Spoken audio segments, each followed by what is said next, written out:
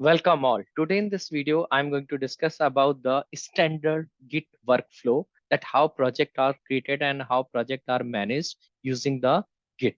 So for in my previous video, I have already shown you this thing like if you want to start a project from the scratch and you can start it from your local, like I have created a project make or trip project automation on my local machine, and then I converted this project into the local Git repository using the commands.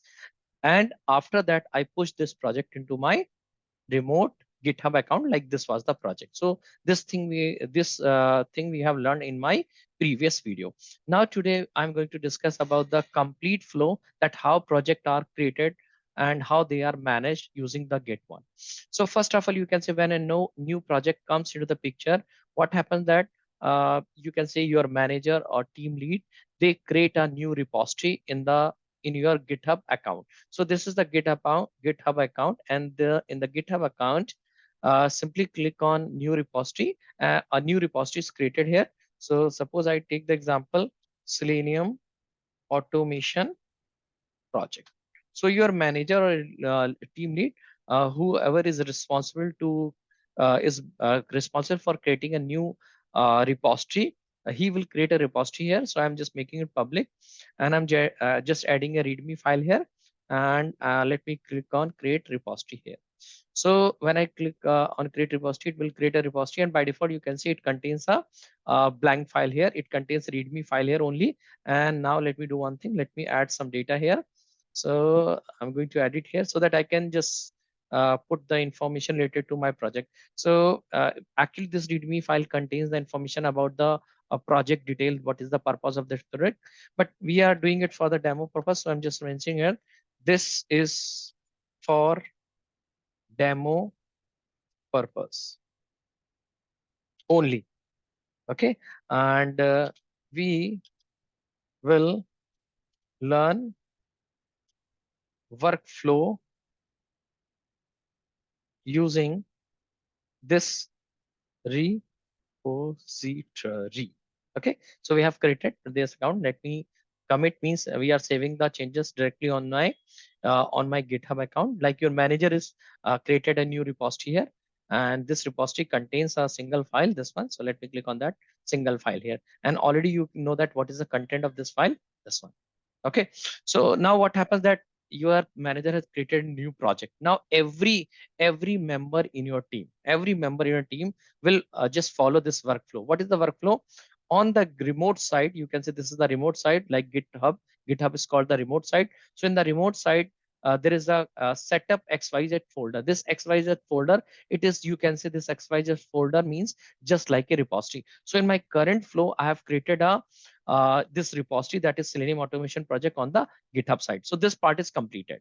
Now every you can say every tester, because I'm just assuming I'm talking about the automation project. So every tester in the team, first of all, he will take a copy of this project from the remote side to his local machine. So for that purpose, the first command which comes into the picture, that is called clone. So you can see in the flow, when on the local side, this is called the local one, and after right side of this red line is called the remote side. So remote side, we have created the project. Now every person will work just like a local. So what is the thing in the local? First of all, every tester need a copy of this project on their local machine. So for that purpose, first of all, they will run a clone command. For running the clone command, first of all, they will decide that, okay, on their system, they will choose a folder, something like this one, the Pradeep Git project. And now you have to select this one, and then you have to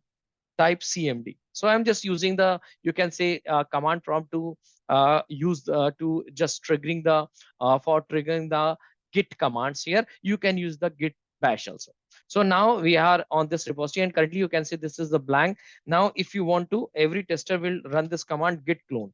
So currently I'm taking the example of one, like you can assume that I'm a tester, and now I want to get a copy of that remote repository on my local. So I will run a command git clone, and whatever repository you want to copy, this is the repository. So in that case, I will just get the URL of this repository, where you can get it. This is the project, this is the code, and click on this and you will click on this one. So it will copy the URL of that one. So when you click on it, you will just go to here and let me do one thing. Let me in the behind, let me open this folder.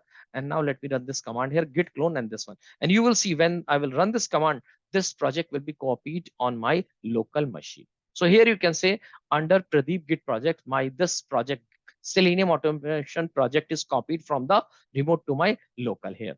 Now let me double click and show you that is the same project or not. So you can say this readme file was available here and it is also available here.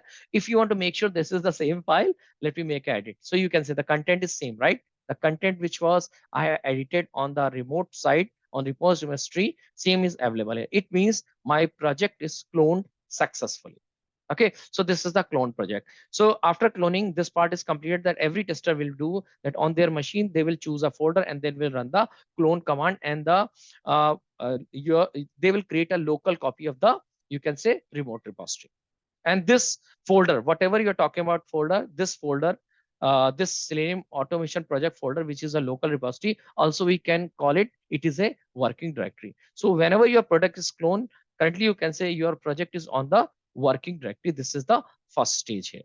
Okay, so now every time whenever you are working on the Git workflow, there is a specific command which you should use every time frequently. Whenever you are running any command, before that you should run this command, and that is called git status. The purpose of this git status command is that to check whether you can say to check whether your repository is up to date or not. So we have run this command git status and saying that not a git repository, because currently what is my working directory? My working directory is Pradeep Git project, but actually you have cloned the project in the Selenium automation project. So that's why we have to change the working directory to the Selenium automation project, this one. So this one I have to change. So I will do one thing. Currently I'm on the Git project. So I will simply do one thing. I will go to my command prompt and I will simply say that cd and this one. Now you can say I'm on the Git project. So this is my Git project, or you can say my working directory here. So now you can run the command git status, and this will give you the status of the current repository. So it is saying that your branch is up to date with the origin. It means whatever code is available on your local machine, same code is available on the remote machine. So your local repository is up to date with the remote repository. Now the first condition comes that you want to add some task in your project, like you want to add some files, you want to delete some files, you want to modify some files. So whenever you are doing some modification in your project, like in your working folder, what happens? So let me do, for example, let me directly go to this part. So you can make any new file using the Selenium Eclipse also, but I'm taking the example directly from the folder, because behind the scene every project creates a folder here. So for example, I'm for the testing purpose, for just understanding that purpose, I'm just creating a normal file, like you can say my test scripts.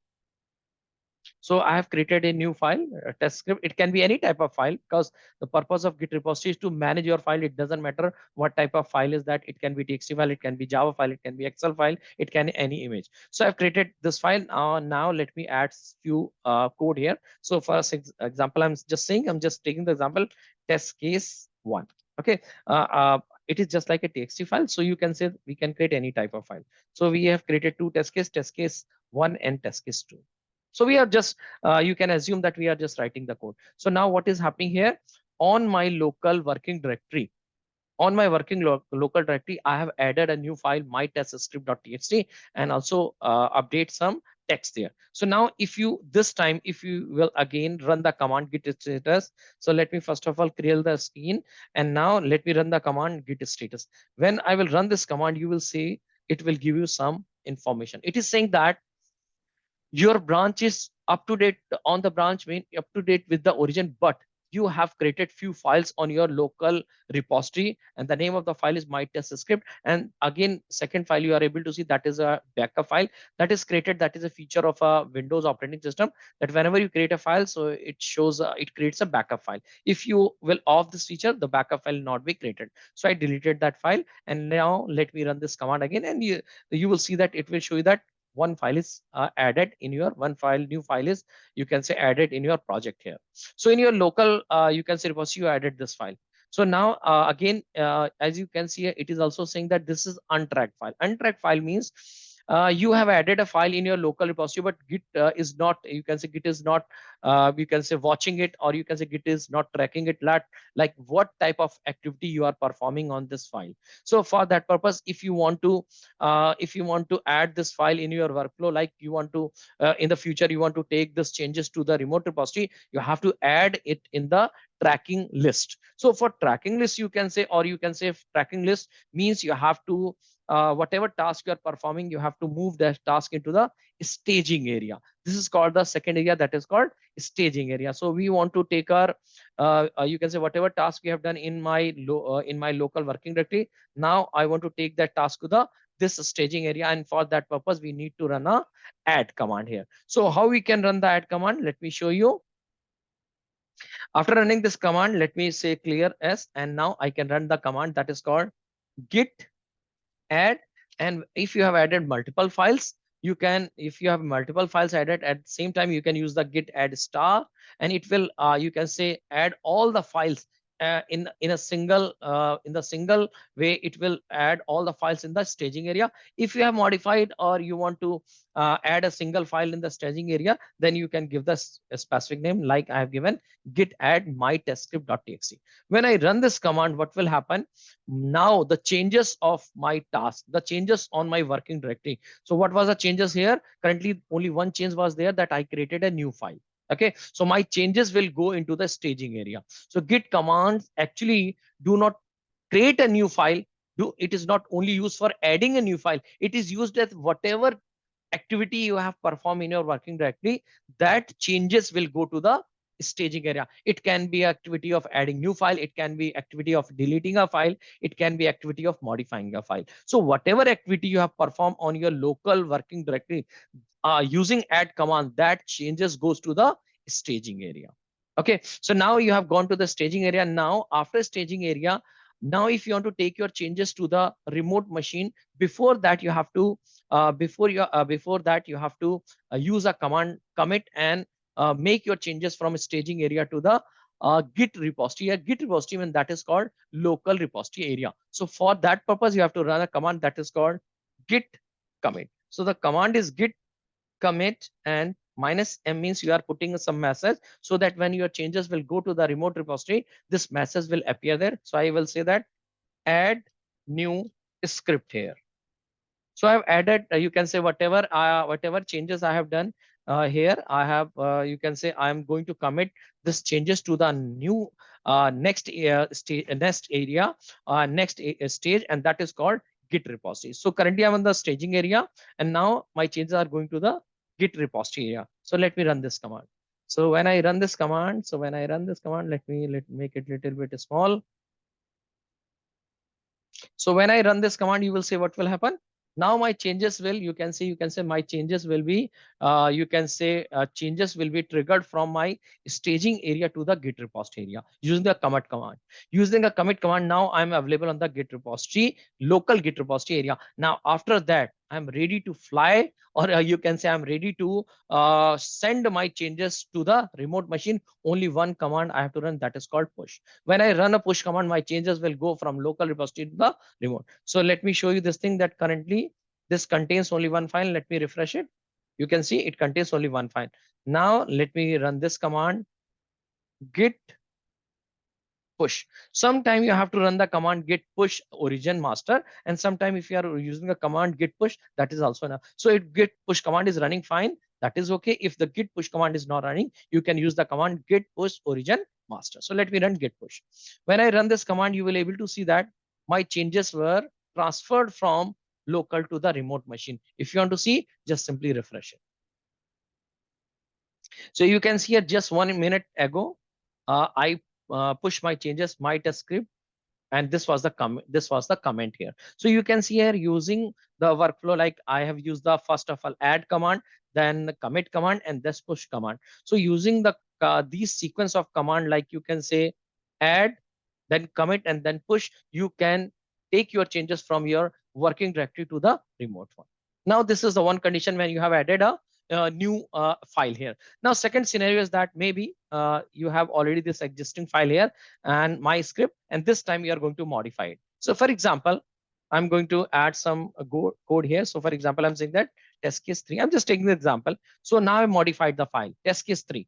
So now let me close it and now do one thing. Go and check. So first of all, let me clear it. And now again, check the status, git status. So this time when I will run this command git status, you will see that this time it is telling you that modified. It means it is saying that this time in your local repository, in your local working directory, one file is modified here. And the name of the file is mytestscript.txt.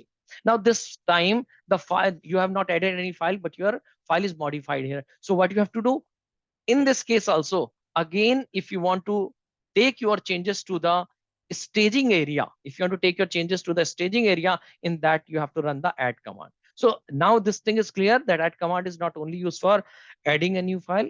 Add command is used to take your changes from working directory to the staging area. So I'm going to run the command like git add. So if you know that if you have only modified one file, you can take the example of git and add, and then you can give the name of the file. If you are not, you can use the star also. So let me write git add star. So when I added git add a star here, all the changes which is I have done in my local repository, that will go to the staging area. After that, I can do one thing. Let me run the command again, git status. So now you can say when I'm running the git status command, you can say the color of the files which was previously showing me the red color, now it is showing the green color, because now my changes, now what modification I have done in my test script file, that changes were, you can say, now available in the staging area.